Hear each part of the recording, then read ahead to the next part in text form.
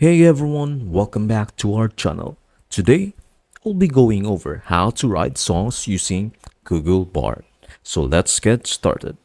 First, open your browser and type bard.google.com.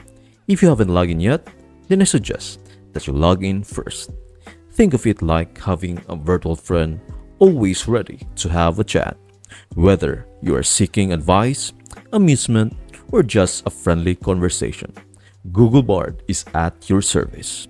You can inquire about hobbies to try out, ask for recommendations on movies, books, or places to visit, talk about your interests, share stories, and even brainstorm ideas. For instance, you can ask Google Bard for suggestions on hobbies or request entertainment when you are feeling bored.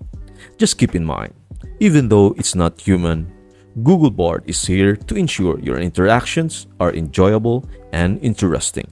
So go ahead, start a conversation, and let Google Bard be your chat companion whenever you are in the mood. That's it. I hope this video helps you out, and see you in the next video.